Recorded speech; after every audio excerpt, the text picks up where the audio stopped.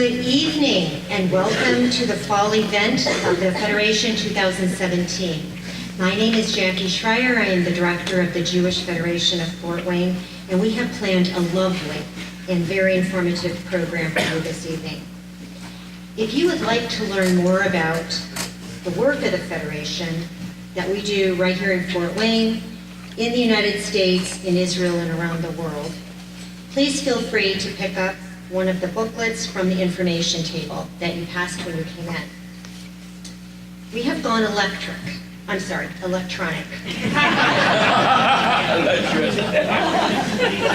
that a while back.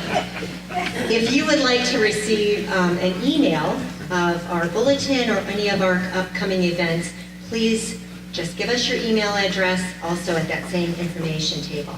And notification of upcoming events and programs. There's a clipboard. Just give us your information. We'll make sure that you know of all of our events. Membership to the Jewish Federation is open to the community. And you will also find enrollment forms there as well if you would like to join. I am this evening delighted to welcome Dr. Wendy Soltz, Director of the Indiana Jewish Historical Society. Dr. Soltz received her PhD in Modern Jewish History from Ohio State University. Please, I'm a Michigan person, so we will not hold that against her. She will begin the process of archiving some recently rediscovered documents from the Federation's long and storied history. For more information on the works of the Indiana Jewish Historical Society, please plan to visit the exhibit that she has set up. And I would also like to welcome Janie Berger, co-chair of the Thoughtful Thursdays program. Janie initiated this extremely successful project. She will share with us how this idea came to be and the effects that it has had on these many young families in our community who struggle daily to feed their children and provide their basic needs. Thoughtful Thursdays was the recipient of the Fain Award at the Religious Action Committee's Bicentennial Biannual event in 2013. Dr. Ron Friedman, President of the Jewish Federation of Fort Wayne, will introduce tonight's keynote speaker, Scott Goldman. There will be a Q&A. When that is done, please stay for some refreshments and visit with us. And thank you, and it is now my privilege to honor and to welcome Dr. Wendy Soltz.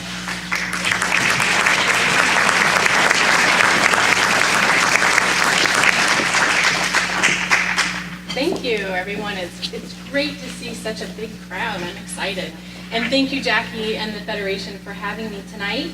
I hope not to take up too much of your time, but I'm really, really excited about what I have to tell you tonight.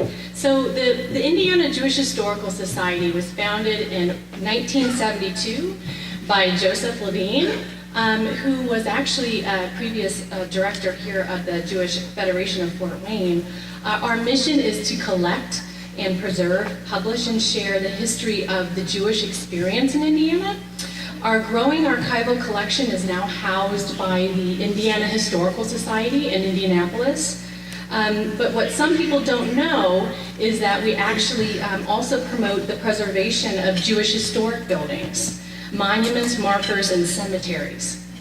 So in August, I actually took the position of the executive director after Eileen Bacher retired after 22 years in the position. So I have big shoes to fill here. But like Jackie mentioned, I just finished my PhD in Modern Jewish History and then actually did some grad work as well at George Washington University in DC and Brandeis in American Jewish History as well. So a few years ago, I also worked with the Ligonier Historical Society. If those of you, some of you I know, came out to the historic marker, which the marker dedication, which the Federation actually helped us fund. So those are some of the things that the Indiana Jewish Historical Society would participate in, but I actually think it's really important to advocate for those kinds of historical markers. Growing up Jewish as one of the only Jewish kind of families, my mother's family was Jewish, in Noble County, Indiana. Having that synagogue in Ligonier and knowing that it existed would have been really important to me as a kid.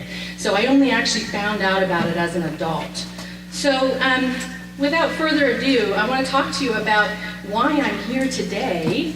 The Fort Wayne Jewish Federation was founded in 1921 as the Fort Wayne Federation of Jewish Charities.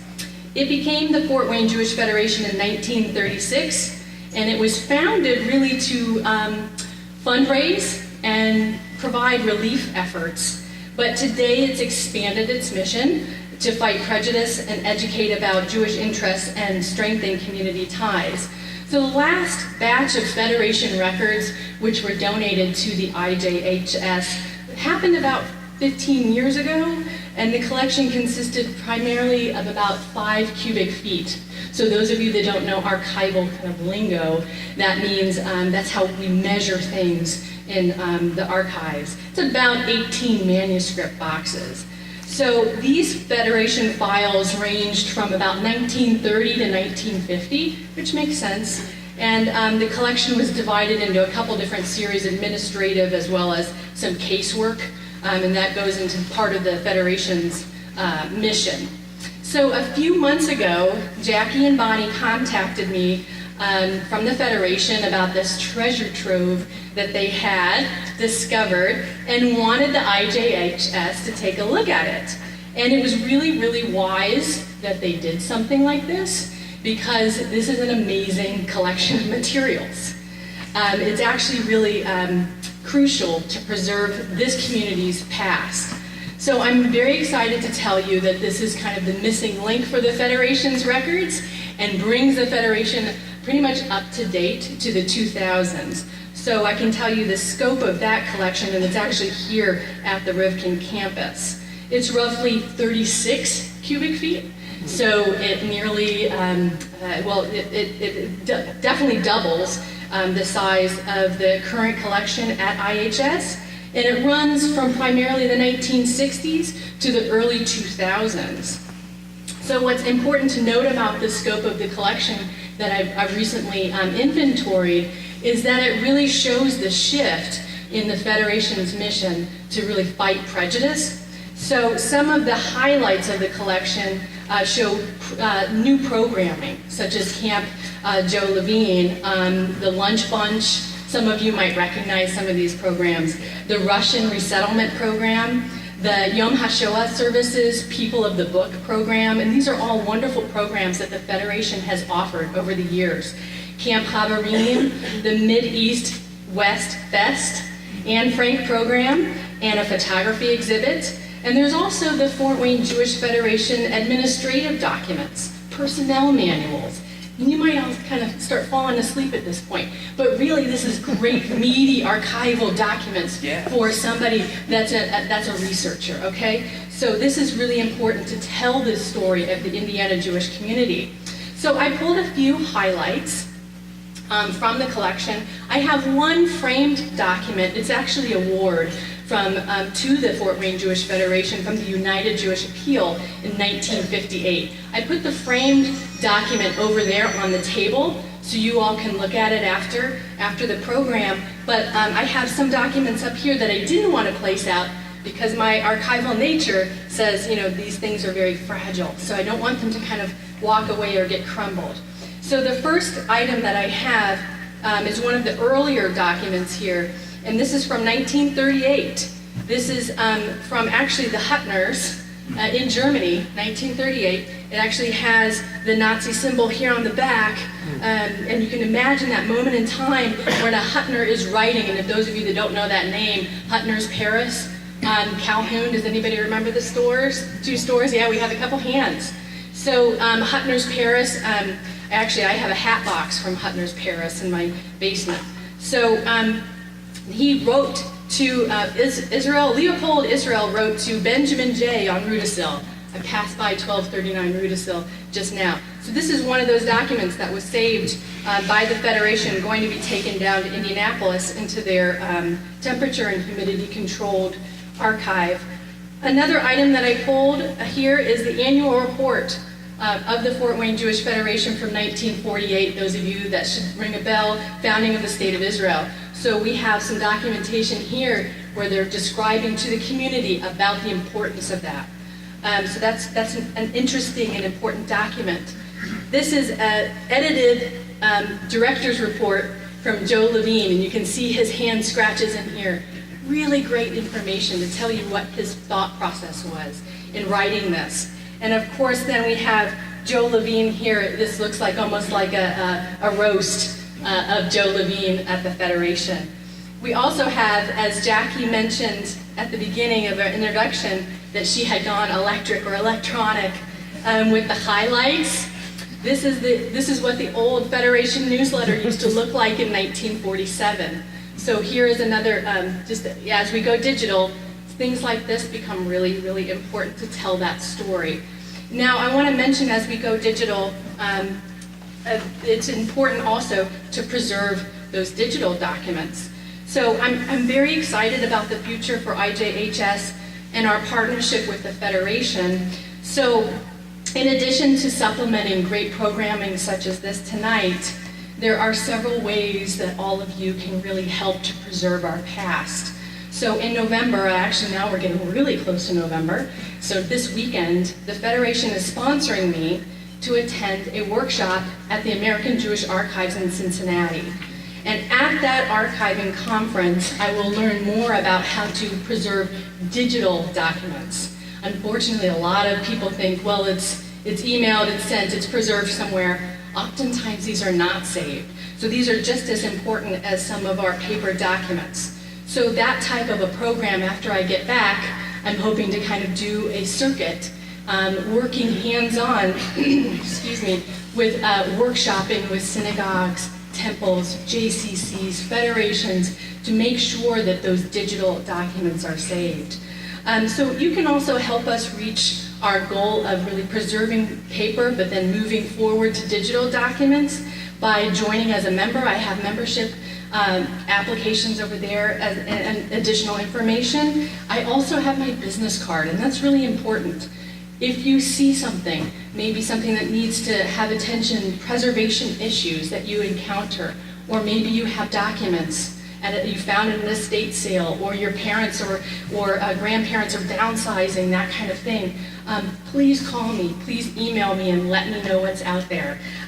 Thank you again to the Federation for having me, and thank you for them sponsoring me on this program, and I hope you enjoyed tonight's program. Thank you very much.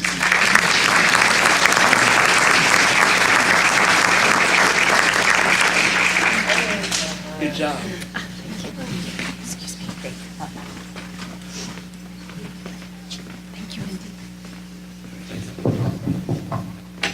Hi, I'm Jamie Berger, and this is Bonnie Pomerantz, and we're co-chairs of the Jewish Thoughtful Thursday. No, I was thinking more that it's from all of the Jewish entities in Fort Wayne. I wanted to give you a little background on how Thoughtful Thursdays came to be Thoughtful Thursdays. About 9 years ago, my daughter and I were in the lobby of the temple, and we were sorting mac and cheese that were going to go to the food bank. And some of the Head Start parents came over and said, is this pasta for anybody who wants it or needs it? And we said, you know, help yourself. This is going to the Community Harvest Food Bank. And then a few minutes later, I get a tug on my sleeve, and this mom said to me, can I talk to you for a minute? I said, sure. She said, did you ever notice when you're collecting toilet paper that sometimes a few rolls are missing? And I had noticed that. I kept thinking, who would give me an open package of toilet paper while I was collecting? But I said, why would you ask me that? And she said, sometimes at the end of the month, that used to be when food stamps were always given at the beginning of the month. She said I would run out of food and toilet paper, and I had to make the decision of whether to buy food or toilet paper for my family. And she just collapsed on my arms and started crying, and I'm patting her on the back, and my daughter, who was in 8th grade at the time, Jordan, she looked up at me and said, and what are we going to do about this? So we wrote a proposal to the board at Actus Shalom and said we came up with this idea. And the reason it's called Thoughtful Thursdays is it used to be that Head Start would only meet Monday through Thursday, and then on the weekends they wouldn't have food sometimes, some of these families. So we came up with the name Thoughtful Thursdays. Well, as the proposal was going forward, Jackie Schreier had lunch with Orlean Lieb from B'nai Jacob, and Jackie told her about this program we thought about, and she said, we want to be part of it also. So this is a collaborative program from Congregation Achdut Shalom, B'nai Jacob, and the Fort Wayne Jewish Federation. So what we do is we send home bi-monthly bags of a meal for a family of 4, and we always include toilet paper. And it was really interesting because when we were first launching the program, my daughter, who was in Girl Scouts at the time, we first went to the Girl Scouts and we said, can you believe some families don't have toilet paper? So we did these massive toilet paper drives. And then my son wrote his college essay and he called me the crazy toilet paper lady. And he just said that no matter where I went, I would just talk about toilet paper. And so the program has really evolved over the years. We started with just people making donations to getting grants to begging people for the different items that we needed. And each year we have between 66 or 86 families.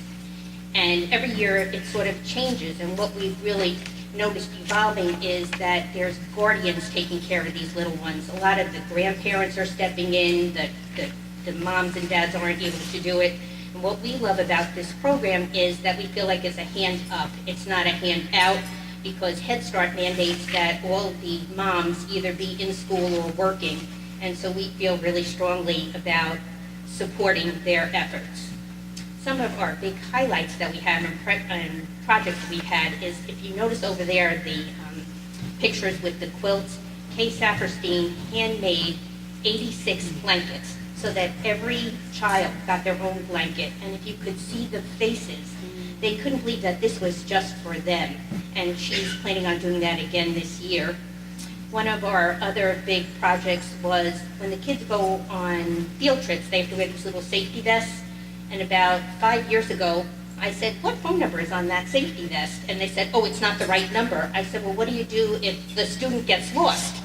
They said, we don't know, because that was a discontinued phone number. So we did a big fundraiser, so now they have these bright little yellow vests with all the proper information on it. One of the other fun projects, Federation does a food drive around Hanukkah time, and what they do is they encourage the students to build an enormous Hanukkah, and then all the food is then donated to Thoughtful Thursdays. This month, we have a busy month. We do 8 turkey giveaways, and what we do is we pull names from each one of the classes, and so 8 families will get like a 15-pound turkey.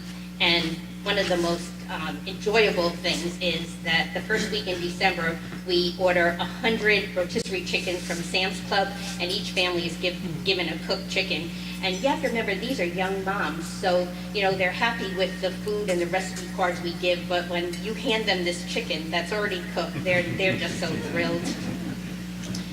The last thing I wanted to talk about was I met today with Brooke, who's the director of the Temple Head Start program, and I just said, how are things going, what are the needs? And she's just the sweetest thing, who's 100% for the kids. And I said, is there something that you need, something that we haven't provided? And she looked at me and she said, is it taking advantage to say that we could really use underwear, sweatpants, hats and gloves, and even a few winter coats, because the kids are coming to school and a lot of them don't have proper outerwear. So we're going to be sending out a big SOS to people that we would love donations of everything. We're looking for sizes 3T to 5T, boys and girls. Do you want to add anything else? No, you're a fabulous job. I'll give you moral support.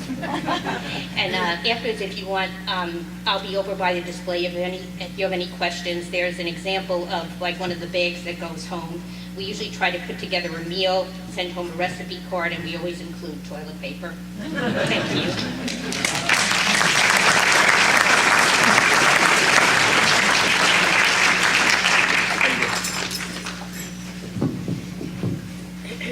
Good evening. My name is Ron Friedman. I'm the president of the Jewish Federation. And it's my pleasure and honor to introduce our keynote speaker tonight. So I'm going to give you a little bio. Jeff Scott Goldman is an Emmy Award-winning producer and reporter for CBS News and the PBS News Hour. Until recently, he worked at the White House, covering 6 presidents over the past 34 years.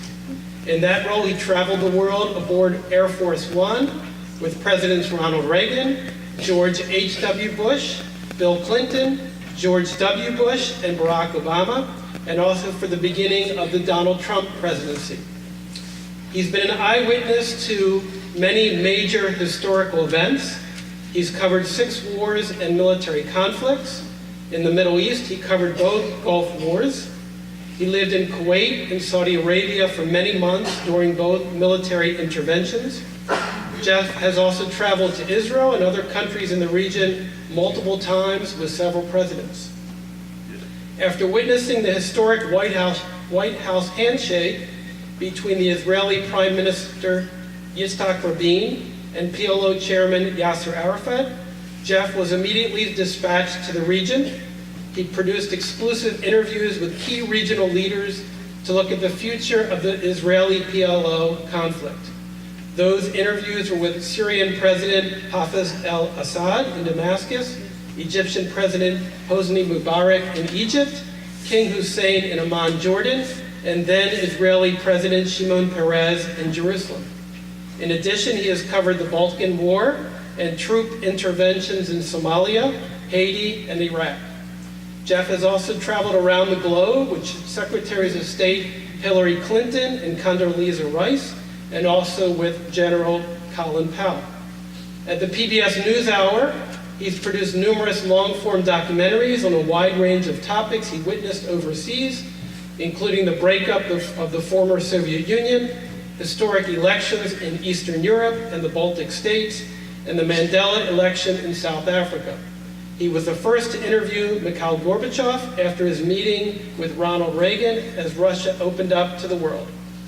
At CBS News, Jeff has also covered every domestic presidential election since 1996. He's been dispatched for breaking news stories around the globe, including the horrific Haitian earthquake in 2010, where over 100,000 people were killed. Jeff was one of the first journalists on the scene, with American search and rescue teams dispatched within hours to rescue victims. So we're very pleased to have with us tonight our keynote speaker. After this speech is over, there'll be time for question and answers, and then please join us for refreshments also. And the title of Jeff's talk tonight is My White House Journey from Reagan to Trump. So let's thank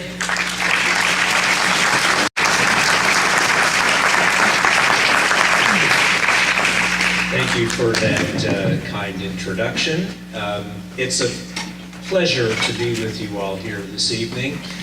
For the past 40 years, I've been in front of the camera, behind the camera, and now I stand before you to share some of the biggest stories that I've covered in recent decades. My career started down in Birmingham, Alabama, where I worked at an NBC affiliate, and back then I was something of a novelty as a Jewish guy on the air. My news director decided I should use the name Scott on the air, which is my middle name. So I was Jeff Scott, Newswatch 13. My colleagues all knew that I was Jeff Goldman. One day we were assigned to do a story in downtown Birmingham about the loss of business there in the central business district to suburban shopping malls. I'm sure you've seen that here in the past as well. We interviewed a bunch of merchants downtown about the problems that they faced. One of the stores we went into was a jewelry store, and the owner had a rather obvious name like Izzy Cohen. At the end of the interview, Mr. Cohen, who had a very heavy Southern accent, looked me up and down and said, "What'd you say your name was again?" "Jeff Scott." I don't see any Scotty in you." With that, my cameraman started laughing so hard he almost dropped the camera on the ground. I said, "You're right, Mr. Cohen. It's Jeff Scott Goldman. Pleasure to meet you." He said, "I knew it. I'll see you in Temple." And we did. And of course, 40 years later, I'm very happy to be Jeff Scott Goldman. I worked after Birmingham in local stations around the country, and then moved to Washington, D.C., where I started at the McNeil-Lehrer News Hour on PBS, and I worked there for 12 years, and then moved across town to the CBS News Network Bureau there, where I spent the last 21 years before retiring recently. I've had the honor and privilege of covering 6 American presidents, starting with the second term of Ronald Reagan. You know, each president was, of course, unique to cover. Some got along with the press rather well, some not so much, as we see today. In fact, I covered President-elect Donald Trump in his transition to the presidency. I was dispatched up to New York to the famous Trump Towers to stake out the elevator banks there, where I saw people coming and going, vying for position in the new administration.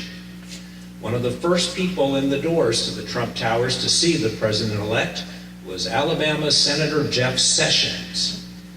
I called out to Senator Sessions, would you take a job in the administration? He said he'd be delighted to.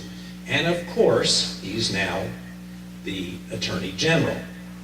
I had almost daily interaction with the likes of Kellyanne Conway, who couldn't get enough of being with the press. Not so much with son-in-law Jared Kushner or Steve Bannon.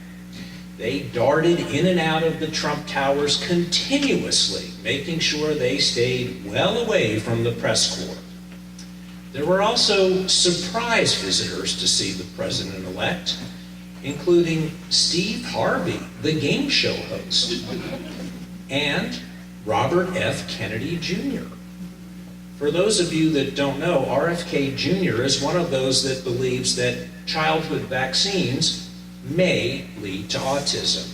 Seems the president-elect had some special interest in that. It was during the campaign that I saw then candidate Trump start attacking the press verbally.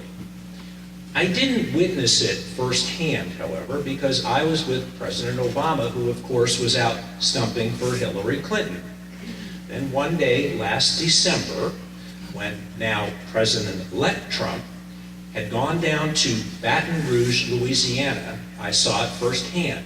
He was there for a special runoff election for the Louisiana Republican senator with an unusual name, John Kennedy.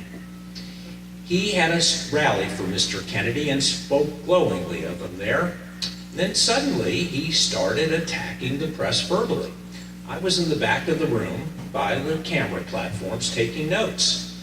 On cue, as he uttered those words, about 2,000 people at the rally turned around and started booing and jeering us. I had never experienced anything quite like that in 40 years in this business. That same hostility continued the very next day, and of all places, an airplane leaving Baton Rouge, flying back to Washington. A man across the aisle from me spotted my CBS luggage tag and started mouthing off at me. I clearly understood he was taking the lead on this, maybe from the president-elect, from hearing it at that rally. On Inauguration Day, I was in the press pool. For those of you that don't know what the pool is, of course there are 5 networks. Each day, a different network takes a turn being in the bubble with the president close up, whether it's on Air Force One going overseas, Air Force One going around the U.S., or to cover events at the White House. There's no real competitive advantage to being in the press pool in those days. All editorial information and all video shot by your camera crew is shared with all 5 networks at the exact same moment. So you'll see that if you switch around the channels on TV, you'll see everybody's got the video at the same time. Luckily, on January 20th, Inauguration Day, it was CBS's turn in that rotation, and I had the honors. So I got to witness the last hours of President Obama in office and the first hours of President Trump. That day started out with us in the press pool being summoned to the Rose Garden for a photo op. There we watched President Obama through the windows of the Oval Office sitting at his desk, penning a letter to the incoming President Trump. When he finished, he left that envelope on the desk, and for the very last time, left the Oval Office through the French doors onto the colonnade. We watched him walking along the colonnade from the Rose Garden, and frankly, President Obama looked a bit lost in his thoughts. So I called out, "President Obama, are you feeling a bit nostalgic now?" He paused and looked down and looked up and finally said, "Of course." A few minutes later, he was joined by Michelle Obama on the North Portico, where they awaited the motorcade drive-up of the new President and First Lady. The two couples retreated inside the White House for a ceremonial tea before heading up to Capitol Hill for the oath administration. I was in that motorcade with them as they headed up to the Hill. We pulled out of the White House driveway and turned onto Pennsylvania Avenue. As we looked over to the right, there was the reviewing stand for the president and bleachers for the audience there. And I remember saying to my cameraman, "Look at those bleachers, they're really kind of empty." I had no idea that the very next day, crowd size would become such a big issue. After the oath was administered, I was back in the motorcade with the new president, going down Pennsylvania Avenue. Got to the White House and the president took his spot in the reviewing stands, watched the parade.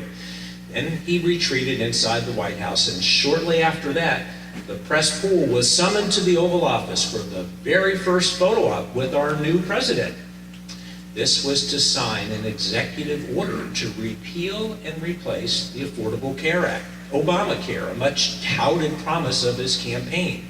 At his side, your very own Mike Pence and his son-in-law, Jared Kushner. Soon after that, we got back in the motorcade, headed off to the balls that evening. There were 3 inaugural balls. As we sped through the streets of Washington, passing a lot of bars and restaurants and crowds on the sidewalk that Friday night, the motorcade, as they went by, was met with a bit of hostility out on those streets. People booed. Some offered one-fingered salutes. But it was an entirely different scene at the D.C. Convention Center, where they had the first inaugural ball. There, thousands of people were cheering on our new president and first lady. It was a formal affair, black tie. The press was even requested to dress accordingly, and we did.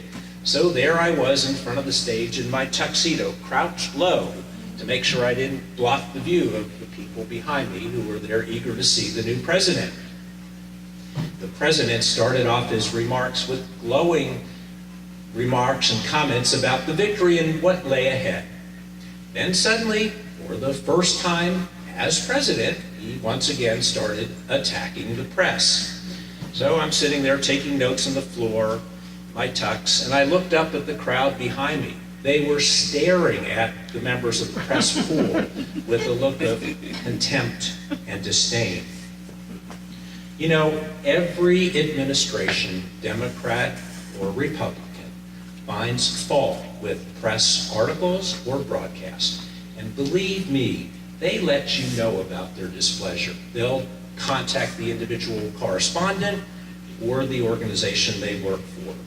But never before have we heard this in almost daily drum roll in such a public way. Reporting must be factual. It must not be biased. In fact, in campaign years, when I was out with various candidates from both parties, I didn't vote for president in those years. I wanted to keep my neutrality. The overwhelming majority of journalists have great integrity. This all hits very close to home to me. See, I've lost a couple of friends who have been killed covering wars, just doing their job. I've known others who have lost arms or legs getting caught up in explosions in Iraq and Afghanistan. I've been shot at a number of times and fortunately was not wounded. But great sacrifices are made by the men and women of this profession, whether it's a domestic story or overseas, to keep us all well informed. Yes, it bothers me to be booed and jeered, when just doing my job, and to have leaders encouraging that type of approach. We need a free press. People now tend to watch the cable network that most agrees with their line of thinking. Young people aren't reading newspapers. They're not watching the national network news. They rely on YouTube, Facebook, Twitter, blogs. That sure wasn't the way it was when I started covering Ronald Reagan in his second term. Back then, Reagan was very interested in making inroads with the new Soviet leader, Mikhail Gorbachev. And in 1985, I went with Reagan on Air Force One to Geneva, Switzerland for their very first summit meeting. They had their first session, but there was a total news blackout. Nobody knew what had transpired in that meeting, and people were clamoring for information. At that time, I had heard that Jesse Jackson was in town with a group of human rights activists, and they had gone over to the Soviet consulate there. So I grabbed a camera crew, and we went over there to see what it was all about. We were the only Western press there. Suddenly, Jackson and the group, along with us, was invited into that consulate. We got inside, I thought, oh, they're probably going to offer up some low-level official to Jesse Jackson. After about a minute standing in the reception area there, suddenly the doors fling open, and in walks Mikhail Gorbachev himself. I knew we'd have a network exclusive there. For 45 minutes, Gorbachev talked to Jesse Jackson and the group, with us standing there and cameras rolling. I called out to Mr. Gorbachev, how are you getting on with Reagan? What's transpired in this first meeting? Through a translator, he said, we are for open doors. This was the new glasnost, a new era of Russia. I left that consulate running through the streets of Geneva with videotape in hand, back to the International Press File Center. When I got there, my bosses for the McNeil-era News Hour were pontificating about who to book as a guest on the show that night to discuss ad nauseum this important first meeting, I should say. I interrupted and said, hey, I just got an exclusive with Gorbachev on tape. And their jaws dropped open. They couldn't believe it. Soon, all 5 other commercial networks got wind that we had this tape, and they were clamoring for it, I can assure you. Ronald Reagan was a look-good, feel-good president. He could deliver a marvelous teleprompter speech, and he had a great sense of humor. But sadly, near the end of his second term, he had great difficulty fielding impromptu questions.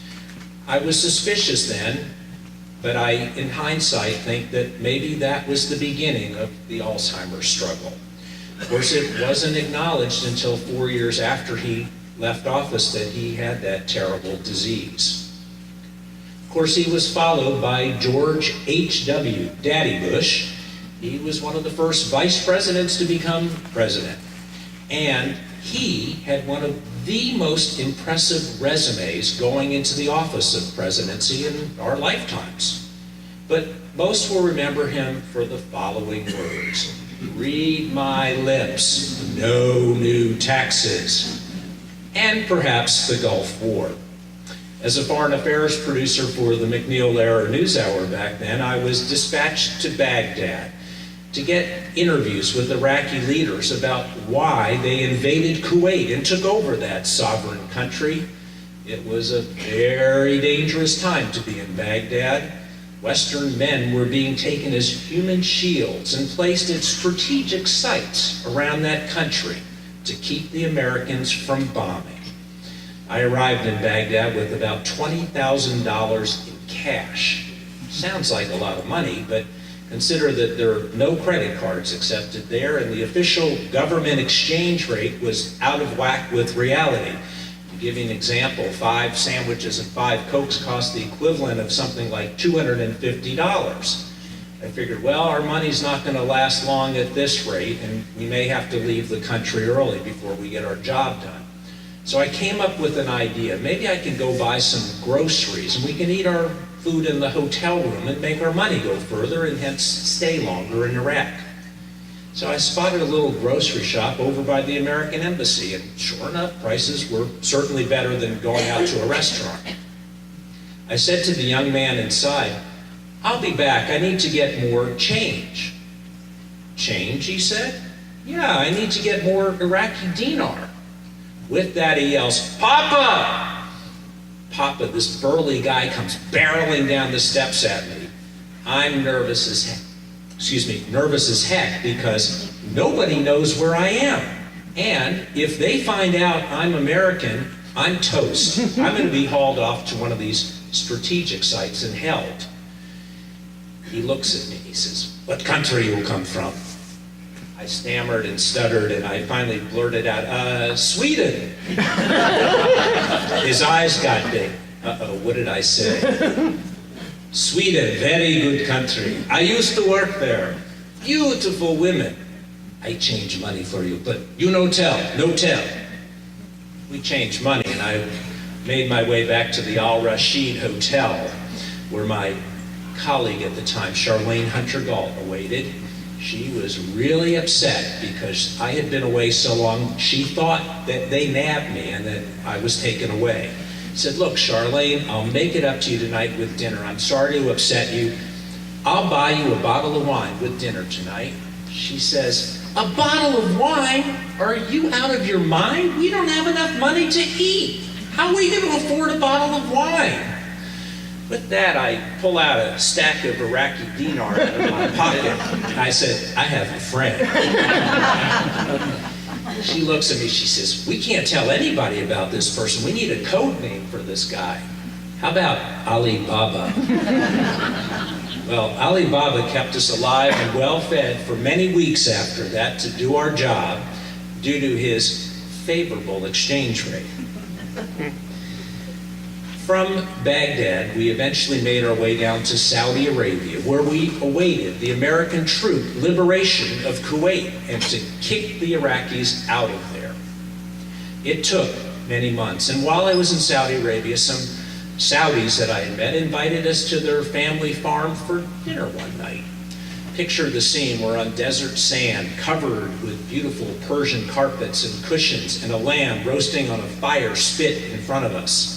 While we're chatting about the impending military exercises there, Scud missiles suddenly came over our campsite there, in towards Riyadh, the capital.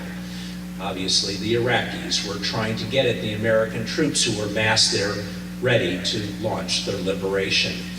And that liberation eventually did come. It was a feather in the cap of George H.W. Bush, but that victory was short-lived, as we all know in hindsight. George H.W. only lasted one term in office and was replaced by a little-known governor down in Arkansas, Bill Clinton. I was there on election night in Little Rock. It was a sleepless night, and finally I gave up and decided to go to the gym in the pre-dawn hours. I went in there and I was the only person there. I'm sitting on one of those exercise bicycles, and suddenly I sensed somebody else come in and get on a machine nearby. I looked up. It wasn't just anybody, it was Bill Clinton, the new president-elect. We had a great chat. Too bad my cameraman wasn't there to record that session. Bill Clinton, of course, had his presidency almost ruined by his affair with a nice Jewish girl named Monica Lewinsky. But he worked very hard during those 8 years at trying to get the ball moving forward between the Israelis and Palestinians. In fact, in 1993, I was witness to an amazing event on the White House South Lawn. There we saw Yitzhak Rabin, Yasser Arafat, and Bill Clinton all shaking hands for peace. It was a magical moment to watch.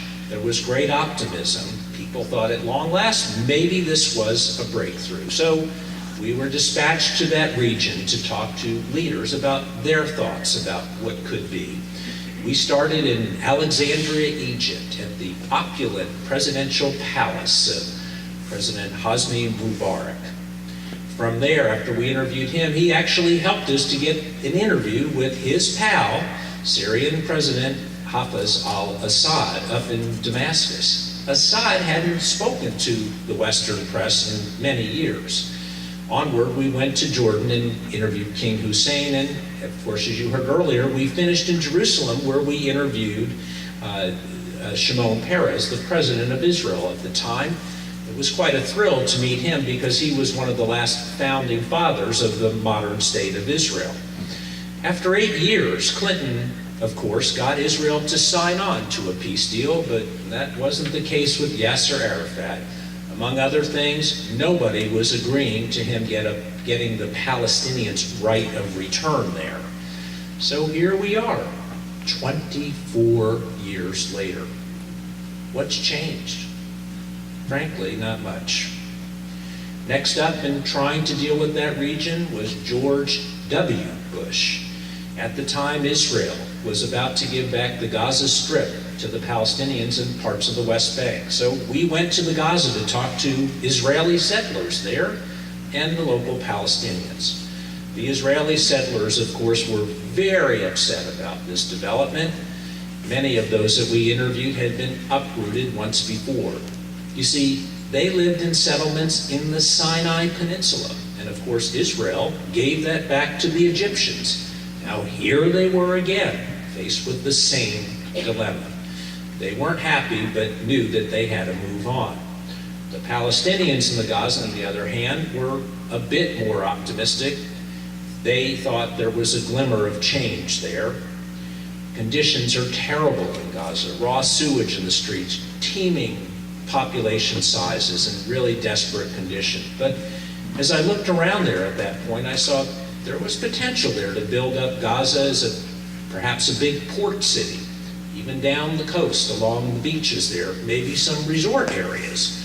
Of course, none of that ever happened, and conditions are still pretty dire there, of course.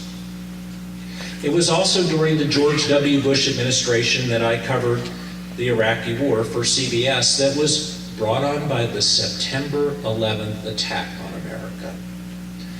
I was at the White House that morning and watched the TV monitors. I saw the Twin Towers crumbling before my eyes. I had no idea that a few minutes later, down the road and across the river, the Pentagon would come under attack. Suddenly, the Secret Service came running into the press room, ordering us to get out now, run. We ran out of the White House, out the Northwest Gate into Lafayette Park.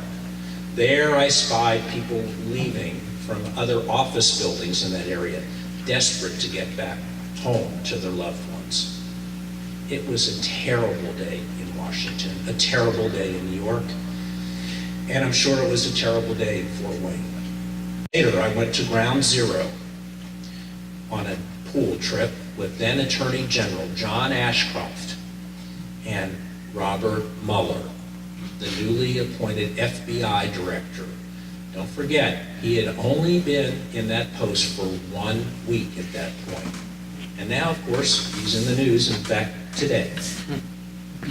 When we got to Ground Zero, I stood next to them, next to the still smoldering steel infrastructure of what once had been the World Trade Center towers. Workers nearby were furiously sifting through rubble there, looking for anything they could find. We then went over to a secret FBI garage location on the west side of Manhattan that was set up as a nerve center by about 1,000 FBI agents and others, looking for clues as to who perpetrated this heinous act on America. When those briefings were over, we boarded helicopters and flew over Ground Zero, round and round, looking straight down at that site. It's an image I will never get out of my mind. On the way back to Washington on that same FBI jet, Attorney General Ashcroft sat there silently.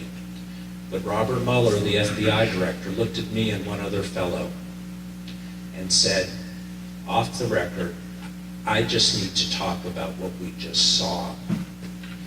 I paused and I said, Mr. Director, we were all very, very moved by those images.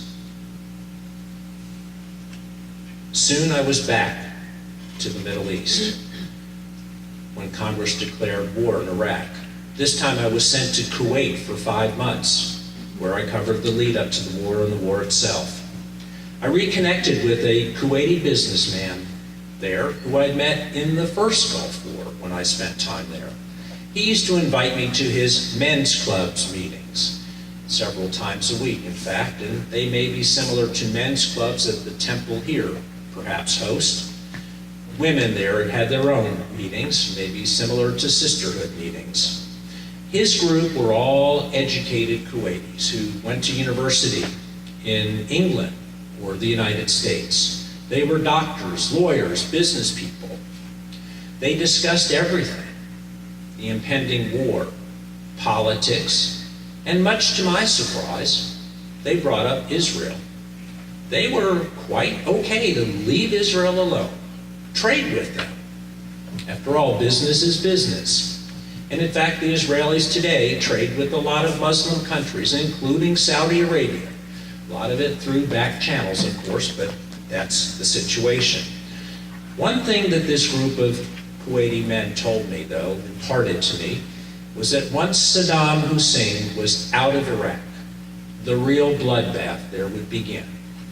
They understood the differences between the Sunni and Shia communities there. It was also during the George W. Bush administration I went with him to Moscow on Air Force One, where he was going to meet with Vladimir Putin. George W. met with Vladimir Putin early on in his presidency, and he went on camera to the American public and said he looked into Putin's eyes and found him to be a trustworthy man. A lot had changed in the interim years there. Relations were strained. And on this trip, George W. Bush was going to meet with Putin at his dacha outside of Moscow. There we arrived, a very lavish place behind high walls in a heavily forested area. Mere mortal Russians could never imagine what lay behind those walls at this dacha. I was in the press pool at that photo op with the two leaders seated in front of a fireplace. After the cameras started snapping, I called out to President Bush, "Mr. President, do you still trust President Putin?" With that, the Russian press handlers did not like that question and immediately hauled us out of that room. So as I was being led away, President Bush looks over, craning his neck from his chair, and says, "Nice try." With that, Putin started laughing because he clearly understood. It was in President Bush's last year in office he went to Israel on the 60th anniversary of that nation. There I was, standing next to Air Force One on the tarmac, watching this welcoming ceremony. I had seen ceremonies like this all over the world in many countries, but this was kind of special, reflecting and thinking about all the accomplishments that Israel had made in its first 60 years of existence. In 2008, Barack Obama became the first minority president in this country, and he too tried to pick up the pieces in the Middle East. I was with him on one of his first secret trips to that region, unannounced.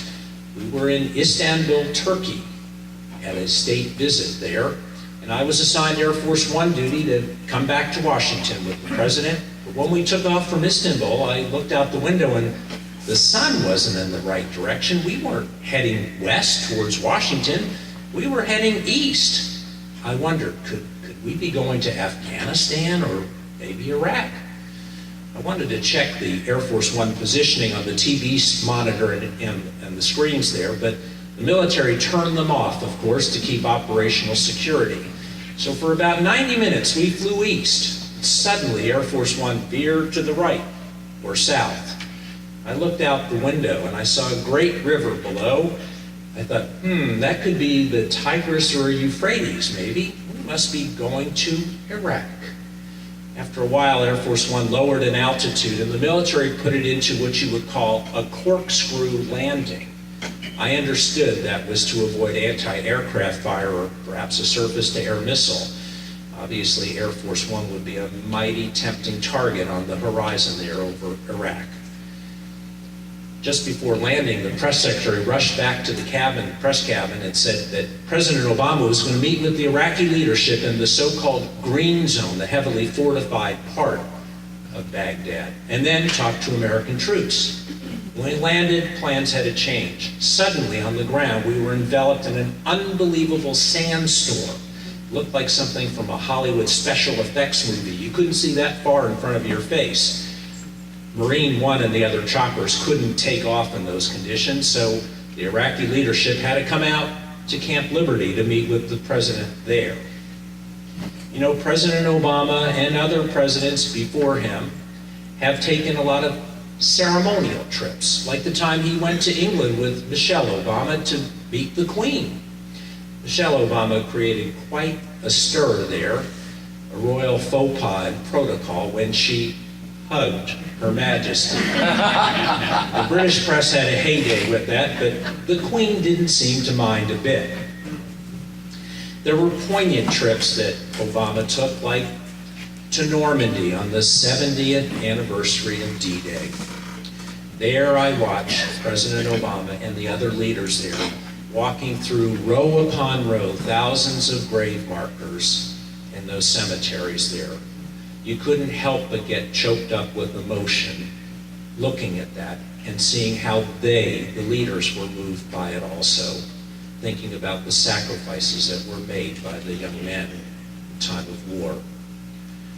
When President Obama and the others left, I took the opportunity to go in that same cemetery, all alone, walking through the rows. Only when I walked through the rows, whenever I saw a Star of David marker, I stopped, and per tradition in Judaism, I put a stone on that marker, thought about those sacrifices and that the fact that maybe their families had never been able to visit their loved ones there.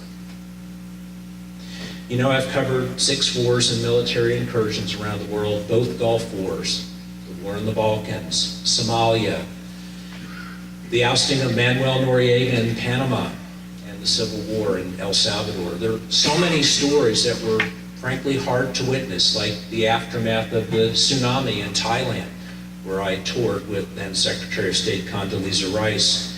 And I'll never forget Haiti, the aftermath of that earthquake that actually killed an estimated 160,000 people. I was one of the first reporters in there because we flew in with the search and rescue team from suburban Washington. When we got on the ground, we saw thousands of bodies laying in the streets there, people desperately looking for loved ones, children unaccompanied in the streets looking for their parents. It was very hard to see. One glimmer of hope. I saw an Israeli plane land there with teams of doctors and nurses setting up mobile field hospitals there to help the survivors. Israel, in fact, was the first country in there after the United States to help out in that terrible disaster. For those of you here, Federation may know that Federation of North America helped tremendously in sending aid money to disasters there in Haiti, to the hurricanes in Texas and Houston and Louisiana and Florida and the Caribbean. It's an effort that we should all be very proud of and support because I've seen what they've done firsthand. You know, living conditions in Haiti were terrible for the people and for those of us covering it. Very little food, very little water, no bathing, of course, oppressive heat. After about a week there, Hillary Clinton, Secretary of State, came in to survey the situation there. CBS asked me to go interview the secretary. When she saw me, she extended her arm to shake my hand. I said, "Madam Secretary, trust me, you do not want to shake my hand." She looked at me kind of quizzically, and I gestured to my torso and my hands and every part of my body. I said, "Look at me, I'm covered in schmutz." She started laughing and understood and backed away. Haiti wasn't the only place that experienced terrible conditions for the people there. In Somalia, the starvation of the population there by clan warfare. Another very difficult place to work with no food, no water, and it was dangerous. People had weapons there and we didn't. The American Army came in there, saved the day. They got the food supply chain going again and stopped the starvation. It was a great mission for our military until it all came to a hard stop. When something you may remember happened, Black Hawk Down. An American military helicopter was shot down and the servicemen killed in that, their bodies dragged through the streets of Mogadishu. It was a terrible thing. Soon, the American military left Somalia, and all these years later, it's still in chaos, of course, as we've seen those terrible bombings there, people killed. I've also been to the Balkans in the aftermath of the genocide there. Nearby European countries did nothing to stop the bloodshed. It was the American military, once again, who came in and stopped the killing of the Muslims there. I was sent to Tuzla, Bosnia, which is the second largest city after Sarajevo. Was there for 2 months, and there was a strict curfew there. You couldn't go out at night anywhere, lockdown, except for Christmas Eve.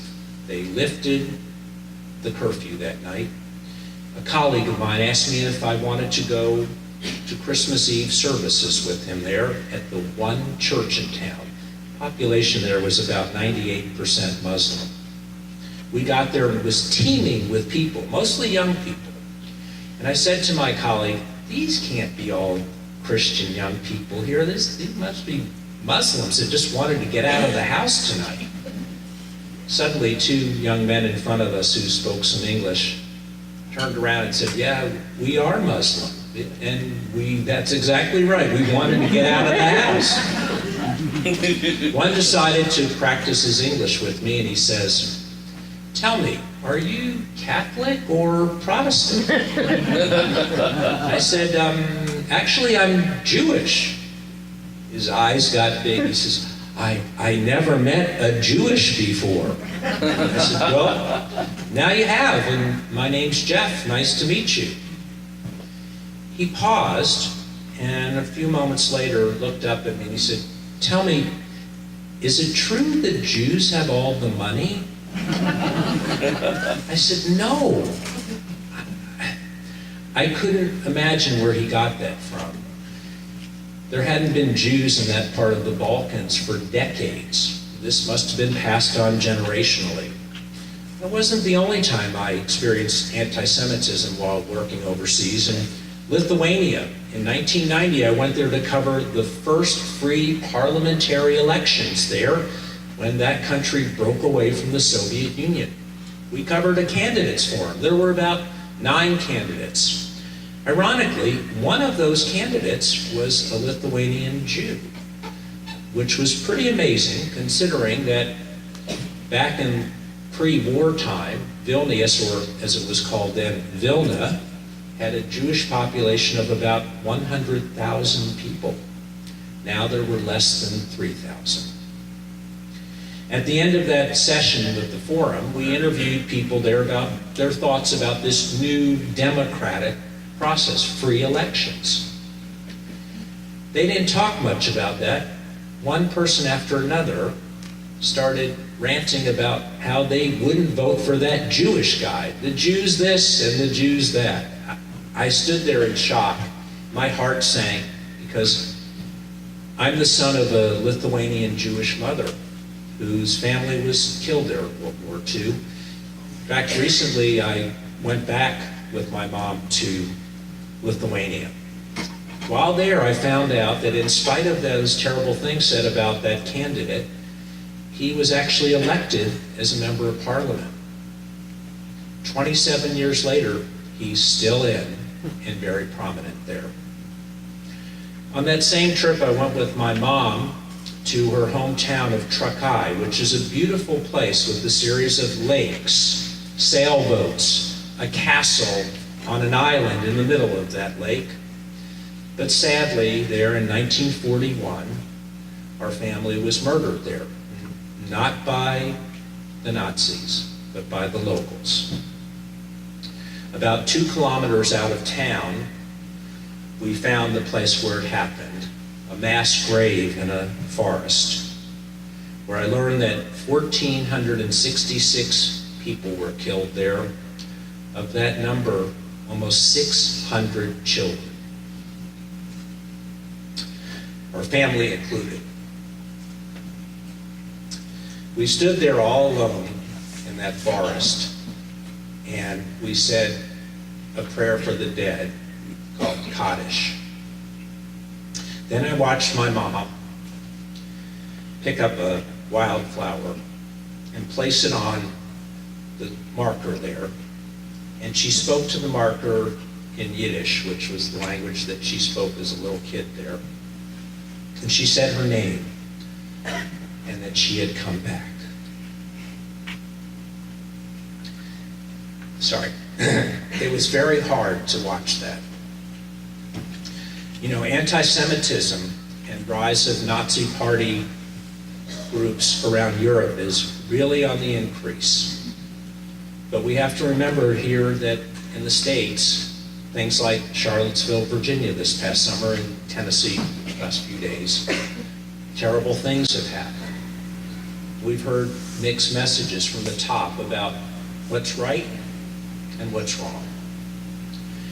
Going forward, we have to be on the lookout for those kind of things, as it's an increasing problem.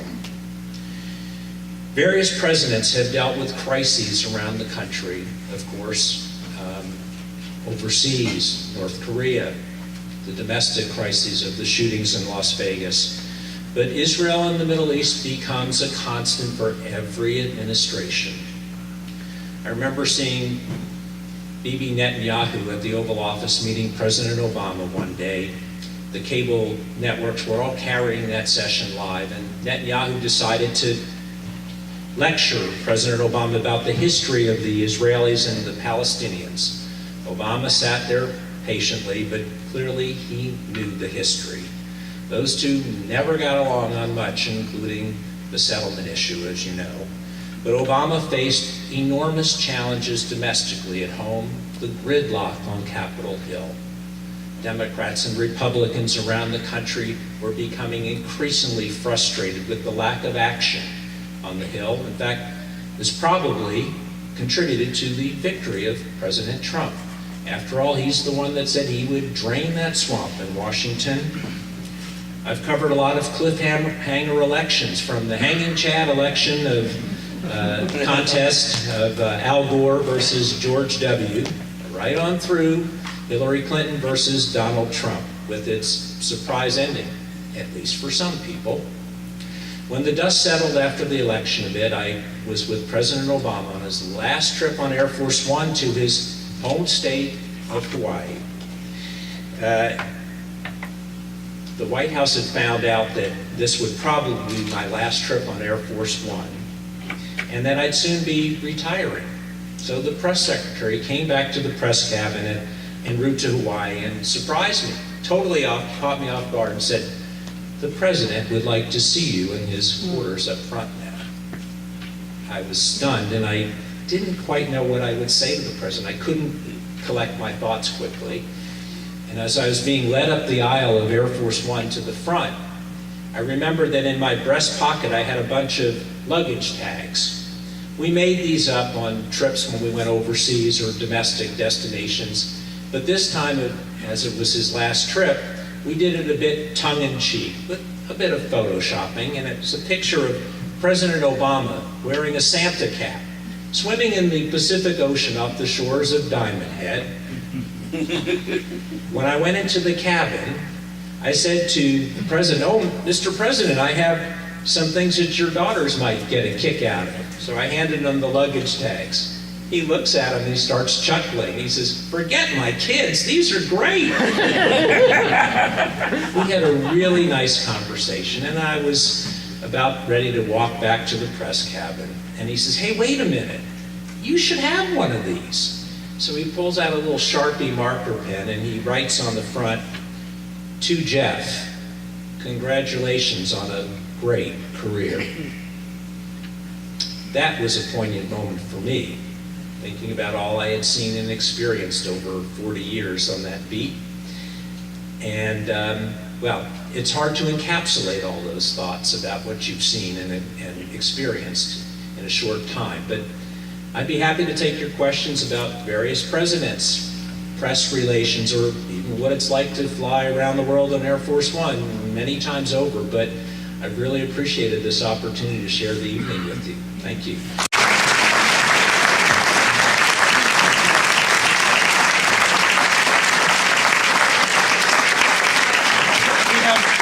We have about 5 minutes for some questions, so, Tony? Yes, what are you thinking about if you used to cover the world? What are you thinking about the opening of the African American Museum in Washington, D.C.? What do you think about that?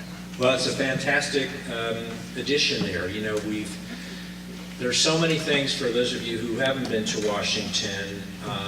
It's the best bargain going to take your kids and grandkids because these museums are all free and fantastic, and you could spend weeks there. The African American Museum is absolutely fascinating. For those of you that may have visited the Holocaust Memorial Museum, it's a similar architectural design inside where you maneuver from one period of history to another. It is those two museums, the Holocaust Museum and the African American Museum, are the two hottest, things to get into in town, actually. And they're very, very moving to see. Really unique museums. And all of the Smithsonian's unique, but those are really done in a fantastic way. And, people line up. I went to see it the 1st of May, and I had to go online at the opening bell at 8 a.m. 2 months before to get those tickets to see it. And it's really marvelous architecture, and it's very well done. But we're running out of space in Washington because they're building more and more monuments and museums. But I'm always very proud to show friends from the States and abroad Washington, because there's so much to experience there, and there's so much in terms of education to climb onto. So come on and visit. I'll show you around. Thank you. Sure. Just a question, in your 40 years, if you turn on the TV tomorrow morning at 7 o'clock, Yeah. it's like 2 different countries. Yeah. You have MSNBC, Right. like that, and Yep. you have Fox. Has that ever been that way before? No. We all grew up. I see most of you, not everybody, but a lot of us are of a certain age when we all remember being the family activity at home or around dinner time, watching Uncle Walter and Huntley Brinkley, and then there was the one newspaper and everybody read it. Now we're bombarded with all of this stuff, and I really think that in some ways, cable news has sort of ruined the landscape in a way, because they have so much time to fill. And I think the lines are being blurred, especially in the evening broadcast, whether it's, left or right. It's it's editorial, it's opinion. It's not the presentation of the old days of a standard network newscast. And people are blurring the lines because they're watching it, and you really owe it to yourselves to look at multiple sources of news. You cannot, in my opinion, just watch one source. And of course, in blogosphere and Facebook and all the controversies about these social media sites, we don't know who these people are. We don't know who's writing this stuff. My nephew starts telling me about this, and well, I read this on the, okay, who are these people? How do we know that they're independently sourcing their information? What's their background? So whether, it's the charges of social media, Facebook and others, having stuff planted maybe by the Russians or whatever, we have become so accustomed to just glomming onto everything we see, and we don't know where this stuff is coming from. And I'm sort of longing for the old days when it was a little simpler, but I think you just have to take things with a grain of salt and look at multiple sources of information. You can't just rely on one thing. Yes, sir.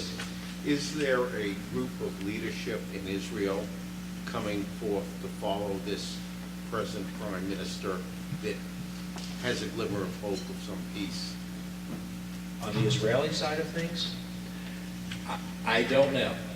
I'm hoping someday, we've had a little movement recently on the Palestinian side where, Fatah and Hamas have come together. So that may be positive because, when you go to the West Bank, it's a very different scene than the Gaza Strip. Very different people and different attitudes and mentality there. So that may help if they can try to get one voice going. I'm not sure how this is going to work with Jared Kushner as the emissary. Only playing devil's advocate here. It may help on the Israeli side of things because maybe they'll feel comfortable with him because normally there's not a Jewish negotiator. But I think it's difficult if you're weighing this on the Palestinian side of things, an Orthodox Jewish guy as the negotiator, maybe that presents some problems on that side. But he may get, the current government or future governments on the Israeli side to talk Turkey in a way that they haven't before. So it's a balancing act. As I said, 24 years later, and it's a tough situation, and everybody focuses on it and wants it to improve, but it's a long haul. But as I said earlier, the other Arab countries around there, I think that's a misconception. I think they're okay. And again, those are educated Arabs in those countries, but they're okay with Israel. So, and Jordan's had peace with them, and Egypt has a peace with them, but it's a long haul ahead, I'm afraid. We have time for one more question. Yes, ma'am. With all the traveling that you've had, it's kind of a two-part. With all the traveling you've had, have you ever felt any fear for your life during any of your travels and place? Plus, what are you going to do now that you're retired? I've feared for my life many times. In Somalia, I remember landing on a drug cartel landing strip about 40 miles outside of Mogadishu with a lot of, like in Baghdad, a lot of money under my hand, money clip there, with 15-year-olds with AK-47s pointed at me. And I remember, among other things there, when there was gunfire all over the place, but we had to find a way to get into Mogadishu, and they wanted something like $1,000 to get there. And I wasn't going to argue. They knew we had money, and I had to get us there into safety. I remember when we got to Nairobi about 6 weeks later, and I was sending in my expense reports. The bean counter says, well, where's the receipt for this? I said, just put under comments, AK-47 pointed at me. But there have been many situations like that where, you know what's happened in this profession now? I think in the old days, people thought that they were just observing things. They weren't part of the story. And now, as I mentioned, people that I've known that have been killed and maimed in these bombs, everybody's at risk now. I think, of course, that's happened in Vietnam era and World War II and Korea. But I think, for years and years, you just think you're invincible. You're just watching this stuff happen. And as far as my future, I've just started doing these talks around the country to some Jewish Federation groups, and I did one with Rotary International down in Louisiana.